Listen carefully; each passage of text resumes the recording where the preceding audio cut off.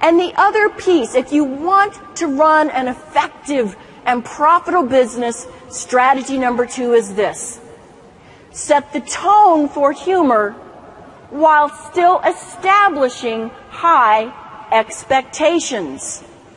If you pair those two, you now will have not only a better quality of life, but a more profitable business. So we have the wild Jim Carreys, and you come down a little further, and now you have the people who are funny. Many of you in here are funny. People gravitate toward you. It's a wonderful skill, but it's not that important. It's more important to see funny than be funny. You come a little further down, you've got the Jim Carreys, you've got the funny people, and now you have the people who are amusing.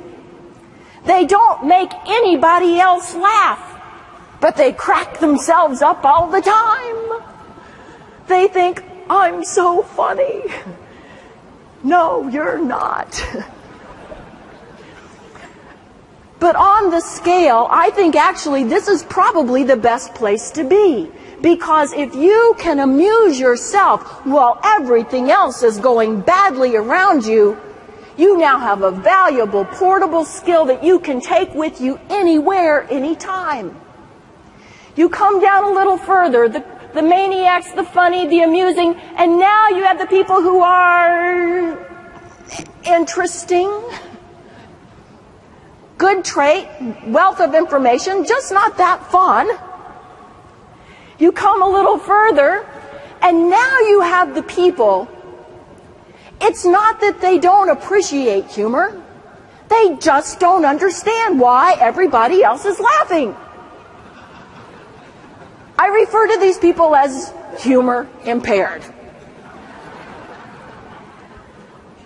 And this is an especially good group for strategy number 3, although it applies to all of you. And that is simply this: seek humor from others.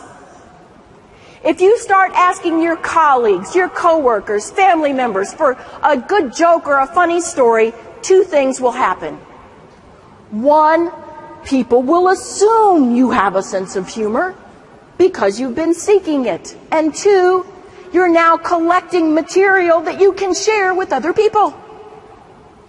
So we have Jim Carrey's funny, amusing, interesting, humor impaired, and now we have solemn. These people do know why others are laughing. They just don't see the value in it.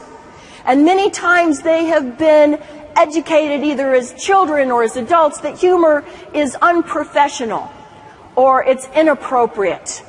They seldom laugh or smile. But I think with a little education, perhaps we could move them up the scale. You come down to the very far end of the scale.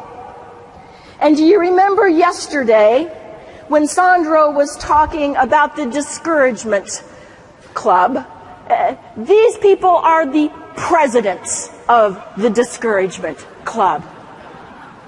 Not only do they not appreciate humor, they punish others for using it. I refer to them as oxygen suckers. You know who they are. You've seen them in the hallway. You try to be polite. You say, hey, how you doing? And then you would give $100 bill to take that question back. Because they're going to tell you. And it's going to be miserable. Wah, wah, wah. Awful. Wah, wah, wah. My life is terrible. Wah, wah, wah. My life is miserable. And by the time they get done telling you about how miserable they are, and they finally move on, you feel like a discarded Kleenex tossed to the floor. You cannot change these people, but you can spend less time with them. So I'm hoping in our time together that we can move into that area of amusing or funny. How do we do that?